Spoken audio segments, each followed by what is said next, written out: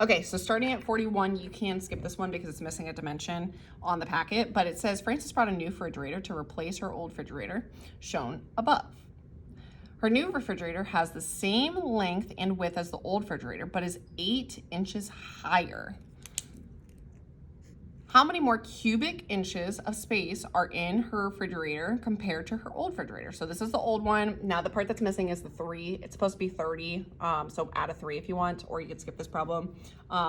Anyways, so this is my old one. So my new one is gonna be the same shape, which is technically a rectangular prism. So I'm gonna kind of attempt to draw a refrigerator. So don't judge my refrigerator. But it's like 3-dimensional because we put things on the inside of it. So this is like my 3D fridge. It says it is 8 inches taller.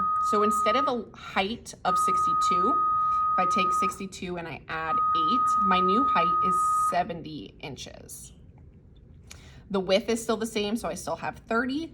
The length is still the same, which is 36. And I just need to find the difference between them. I need to basically compare them. So on your reference sheet, if I can find one, on your reference sheet, we're finding the volume because we're filling the space in. So for volume of a rectangular prism, my volume is big B times H. Remember, big B is the area of the base. So I'm using this formula. So V equals big B. I'll find the old fridge. So I'll put old over here. And then I have to find the new fridge. And then I'm gonna subtract them. Somebody's knocking, hold on.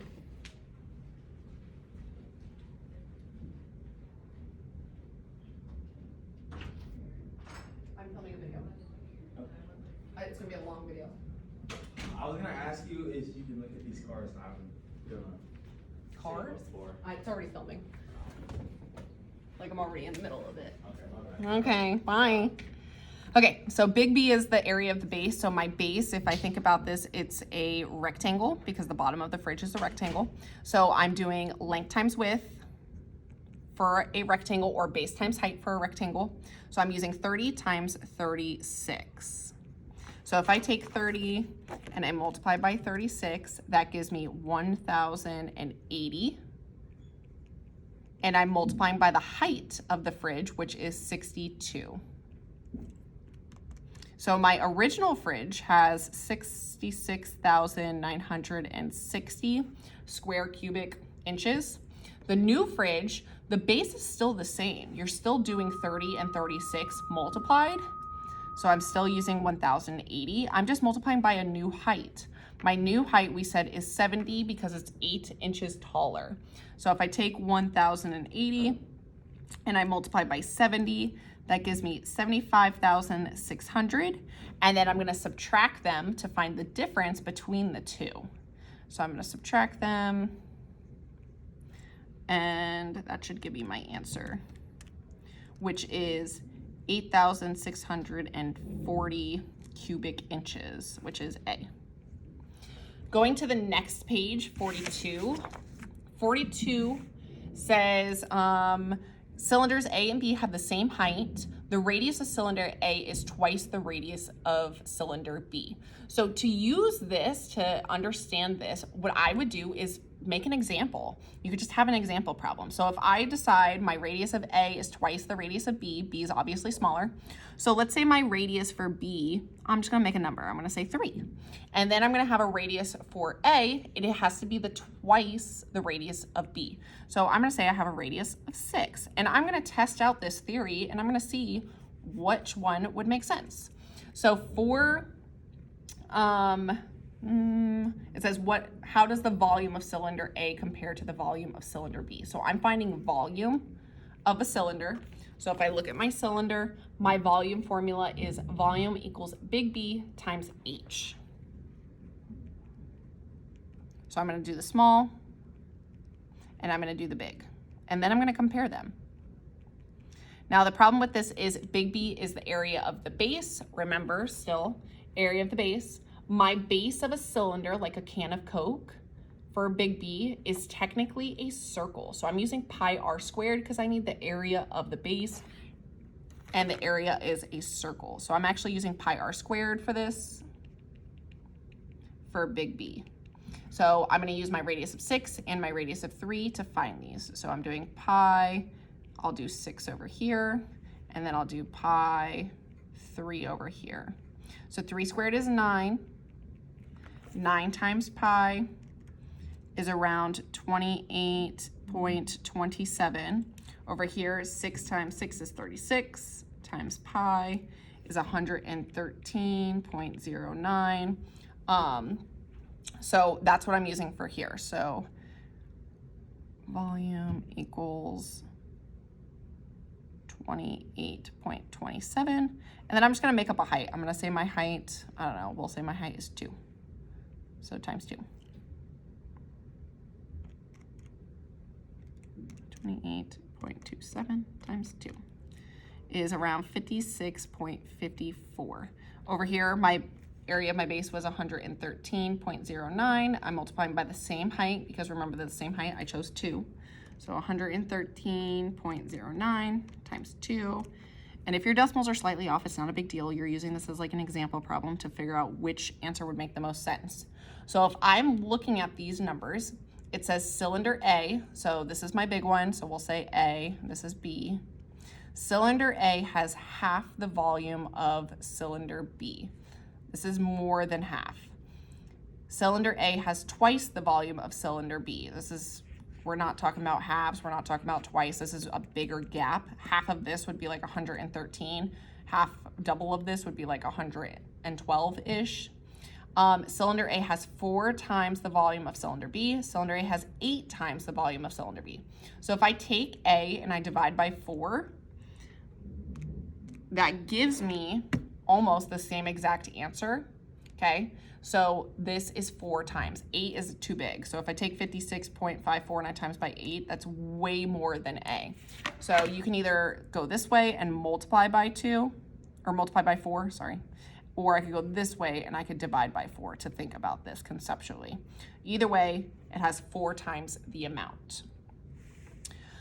For 43, this is where your circle problems are starting to come in. It says 2 chords shown in the circle interrupt the given arcs. So this is a chord, this is also a chord. It says, what is the measure of MPN?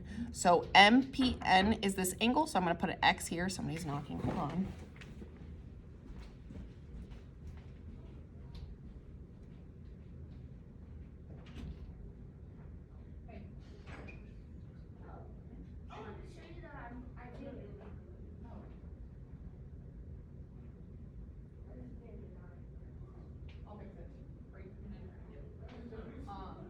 I'm already like filming, so I have to be like, momentarily.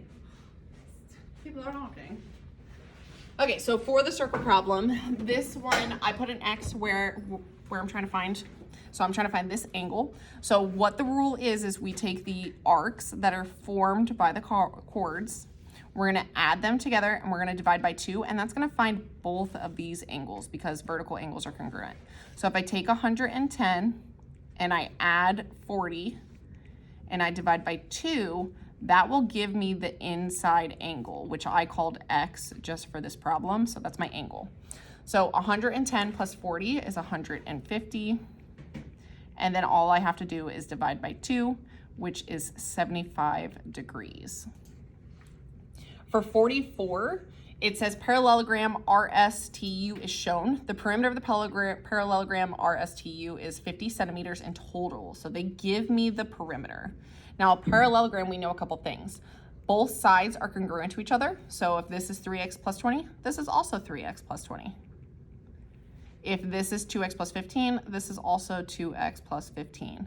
And then all I'm doing is I'm given the perimeter. My perimeter is 50 in total. So I'm adding up all the sides to equal to 50. So you could write a really long equation, or an easier thing would be to do 2 times 2x plus 15, because you have 2 sides that are that, plus 2 sides of 3x plus 20 equals 50. And then I have to distribute to get rid of my parentheses. So 2 times 2x is 4x, 2 times 15 is 30, 2 times 3x is 6x, 2 times 20 is 40, bring down my 50, and then I can combine like terms. So 4x and 6x come together to make 10x. 30 and 40 come together. 30 plus 40 is 70. And then I have to minus 70 to both sides. So I get 10x equals negative 20, and then I divide by 10.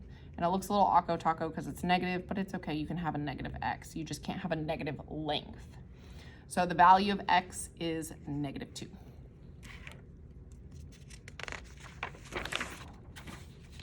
The next question, 45, is also a parallelogram. It says, what is the measure of angle E in the parallelogram below? So I'm given 35 here. A parallelogram, you could do this a couple different ways. 35 can go here, 35 can also go here. And then because opposite angles are congruent, they're both acute. And then you can add to total to make 360 and call this one x and this one x. Four-sided shapes always add to make 360 all together. The easier way would be to look at half of it. Half of it makes 180. You have an acute angle and an obtuse angle, so you can add to make 180, which is the easier way, which is what I'm gonna do. So I'm trying to figure out what is going to make 180 because they're supplementary angles. So all I have to do is minus 35 from 180 to both sides. So x equals 145 degrees. For 46, it's still a parallelogram. It says MNOP. MNOP is an isosceles trapezoid. They're telling me that for a reason. And figure MNOR is a parallelogram. So here, the whole shape is a parallelogram. It's really a triangle and a trapezoid touching, but it creates a parallelogram together. If MPR is 62 degrees, so MPR, so this is 62. What is the measure of RMP? So RMP. So you're trying to find this. I'm gonna put a little X there because that's what I'm trying to find. So there's a couple different ways you could do this. I would think if this is a trapezoid, an isosceles trapezoid, they gave me that for a reason, that means this side is congruent to this side.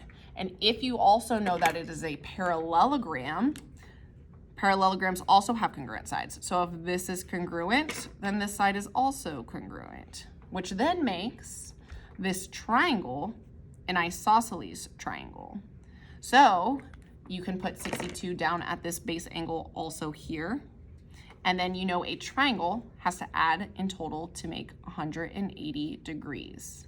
So 62 plus, I'll call it x, equals 180. So if I take 62 times by 2, that's 124. And then I'm minusing 124 to both sides.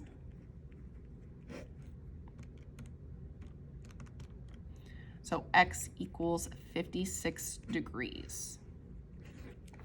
47 says figure ABC below is a quadrilateral. What is the value of x? So this requires a formula that we talked about, but is not on your formula sheet. You need to know that all four-sided shapes, including parallelograms and trapezoids, add to make a total of 360. The reason why is because of the formula n minus 2 multiplied by 180. N is any number of sides on a figure. So since there are 4 sides, you could do 4 minus 2 multiplied by 180, which is 2 multiplied by 180, which is 360. Or you could just remember the main one that they're going to use is a 4-sided shape is always 360. So I'm adding them up to make 360. So I could do 2x minus 5 plus 3x plus 80 plus x plus 15 equals 360. So I just went around and added them to make a total of 360. So I can combine like terms. So all my x's can come together. 2x, 3x, and x. I have 2, 3, yeah.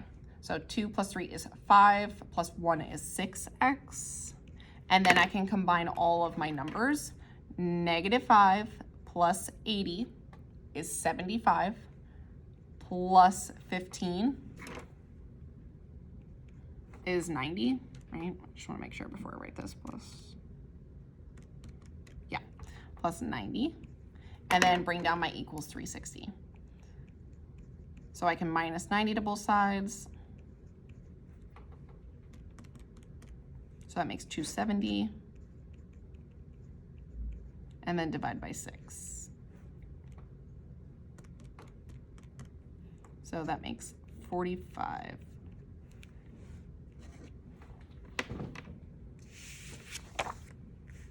Okay. The next problem says a cat is stuck in a tree. A firefighter's 15-foot ladder is leaning against the tree. The ladder and the ground from a 62-degree angle. How high above the ground does the ladder touch the tree? So it says that the ladder is 15 foot. So I'm going to put 15 in my picture. They gave me the 62-degree angle. I want to know how high the ladder touches the tree. So I'm trying to find the height. Anytime it says how high, that is the height. So the altitude from the bottom to the top going straight up. So in this case, you're looking at sine, cosine, and tangent. You have to figure out which one you need to use. So remember sine, cosine, tangent. Theta technically is your angle. So you are standing at the 62. In reference to the 62, I have two things. I have my hypotenuse. This is my H, that's always my longest side. And then I also have the side that's opposite of it. So across, this would be O. So using O and H, opposite and hypotenuse, using sine, cosine, and tangent, I am using sine because I have to use opposite over hypotenuse. So sine is technically opposite over hypotenuse. So I'm doing sine of my angle. So I'm going to say sine of where I'm at, 62 degrees, equals opposite, which is my x, over my hypotenuse, which is 15. And then what we did whenever we learned this is we put it over 1, boop, and then we cross multiply. So if I cross multiply this way, I'm doing 15 multiplied by sine of 62, and then I'm cross multiplying the other way, x times 1, which is just x. So all I have to do to solve for x is actually multiply these together. So 15 times 62, remember in your calculator, you have to do 15 times 62 sine. So you type it in backwards. And remember, you can press the equals as many times as you want. It's not going to change anything. So x is around 13.2. Yeah, 13.2. Perfect. The next one is also the same type of problem. We're getting into the trigonometry problem, sine, cosine, tangent. So it says a support wire is attached to the top of an antenna. The support wire connects to the ground 15 feet from the bottom of the antenna. The support wire and the ground meet at an angle of 70 degrees as shown. To the nearest foot, what is the height of the antenna? So I'm trying to find the height, so that's here. Write your answer in the space provided. Okay, so this is a multiple choice. So we have an x. I'm trying to find the height. So once again, I am the 70. I do not have the hypotenuse this time. I have an opposite and I have an adjacent because it's right next to me. So this is my A.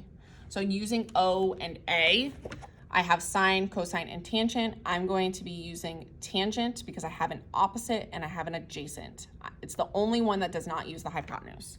So I'm doing tangent, which is opposite over adjacent. So I'm going to say tan of 70 degrees equals my opposite side, which is x, over my adjacent, which is 15. And then I can put it over 1, and I can cross multiply. So same thing, I'm doing 15 times tangent of 70 equals, cross multiply the other way, x times 1 is x. So 15 times 70 tangent is around, in a calculator, 41.2. And it says to the nearest foot, so that means 41 foot or feet. 50 says a meter stick is held perpendicular to the ground. Perpendicular means right angle. So I'm holding a meter stick perpendicular to the ground. And it forms a shadow that is 1.8 meters long. So this is my shadow because my shadow is on the ground, okay? At the same time, a flagpole, so here's my flagpole, forms a shadow that is 7.2 meters long. 7.2. How tall is the flagpole? So this is my flag. I'm trying to find X. And then people during this problem are like, what? There's not enough information. I don't understand. The trick is it tells you a meter stick is held perpendicular. A meter stick means it's 1 meter tall. So this is 1 meter. My shadow is 1.8. I'm trying to find the height of the flagpole. My shadow to my flagpole is 7.2. So this is actually big triangle over small triangle, big triangle over small triangle, and you're cross multiplying. So something on the big is 7.2. That connects to 1.8 or is corresponding to 1.8. Big triangle is X over small triangle, which is 1, and then I can cross multiply. So if I cross multiply 1 times 7.2 is 7.2. If I cross multiply this way, 1.8 times X is 1.8X. And then to solve for X, I can just divide by 1.8. So 7.2 divided by 1.8 gives me 4.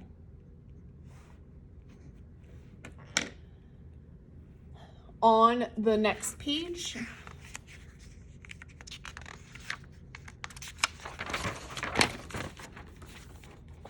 number 50 says, let me grab that. What is the approximate value of X in the diagram below? So I'm trying to find this. So I have a degree and I have 2 sides, so I'm using sine, cosine, and tangent. Hey, what's up? Don't make love to me. Can I hang out here? You can, but I'm filming a math video, so you can sit and chill. Okay, so if you have, if you're trying to find X, I have, if I'm 25, I'm standing here, I have the opposite because it goes across, O, and then I actually have the H, which is the hypotenuse, which is the longest side. So using O and H, once again, using this reference sheet, I have opposite over hypotenuse, so I'm using sine. So I'm gonna say sine of my angle, so sine of 25 equals opposite, which is X, over hypotenuse, which is 18. And then I can cross multiply. So over 1 and cross multiply. So I'm doing 18 multiplied by sine of 25 in a calculator. On the other side, it's 1 times X, which is just X.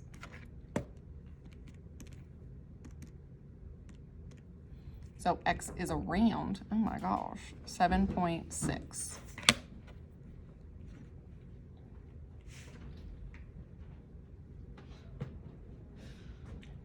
What are you doing here? I got bored. You got bored? Well, I'm filming a YouTube video, so you're more than welcome to sit and hang out. Okay. Literally live, literally in the filming. So this one wants to find the value of X. So I'm using the same thing, sine, cosine, tangent. I am the 25. I have my opposite. All of these are sine problems. And then my hypotenuse. So I'm using sine of 25 equals opposite, which is 12, over hypotenuse, which is X. And then I'm putting it over 1, and I'm cross multiplying once again. So over 1, cross multiply. Boop. This one's a little bit different though, because you're doing X times sine of 25. And then if I cross multiply this way, 1 times 12 is 12. Now the idea is I have to get X by itself, like every single math problem you've ever had in your life. So I have to get rid of the multiplication by using division on both sides. So I'm dividing by sine of 25, crossing it out, dividing by sine of 25. So in a calculator, I am taking 12 and I'm dividing by 25 sine. So X is around 28.4. Yeah, D. For 52, it says Mr. Miller is trying to determine the width of the pond. He makes the measurements shown to the nearest foot. What is the width of the pond? So you can't go across your pond because you can't measure it like this. So he knows that this is a 60-degree angle apparently. And this is 144 feet. To the nearest foot, what's the width of the pond? So I'm trying to find this. So I'm going to call this X. So I have opposite from 60. And I also have the adjacent. So I have O and I have A. So using O and A, it's the only one that does not use the hypotenuse, is tangent. So I'm going to do tan of 60 equals opposite, which is x, over adjacent, which is 144. Then I can put it over 1, and I can cross multiply. So 144 times tangent of 60 equals, cross multiplying the other way, x. So in a calculator, 144 times 60 tangent, and then press equals. So it's approximately 249.415.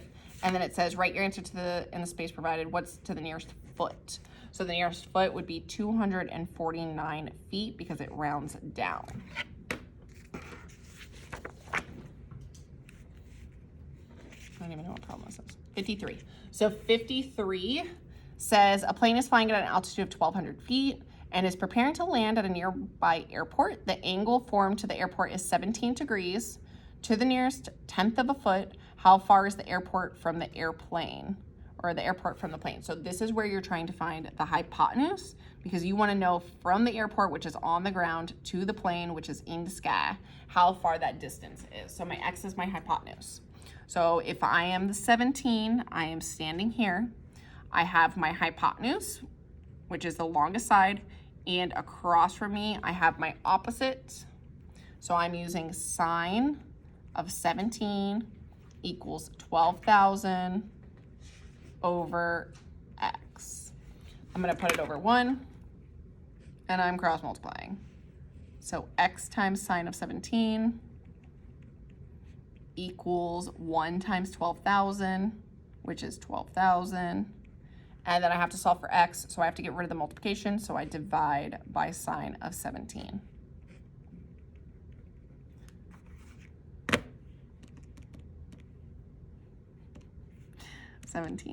Sine equals. So x is approximately 41043.64. So D. Okay, we'll do 2 more and then I'll stop this. So a rope is tied to the bottom of a hot air balloon shown. The rope makes an angle of 35 degrees with the ground and is 70 feet long. How far is the bottom of the balloon from the ground to the nearest foot? So I'm trying to find this. I have 35, I have my x, I have my 75, I have my O, and I have my H. So once again, this is sine. So sine of 35 equals opposite over hypotenuse. I put it over 1, and I cross multiply. So 75 times 35 sine is 43.01. So around 43 feet. 55 says the captain of a submarine views an iceberg from his, what is that, a periscope? As shown in the figure below, what is the height of the iceberg to the nearest meter? So I'm using x for my height. I have 40, I have my x, and I have my 250. This is opposite, and this is considered adjacent. This is my hypotenuse. I do not have my hypotenuse. The only one that does not use hypotenuse, remember, is tangent. So I'm using opposite over adjacent. So I'm going to say tangent of 40 equals x over 250. And I'm put it over 1, and I'm cross multiplying. So I'm doing 250 times tangent of 40 equals x. So 250 times 40 tangent is around 209.77. So 210. We'll stop here.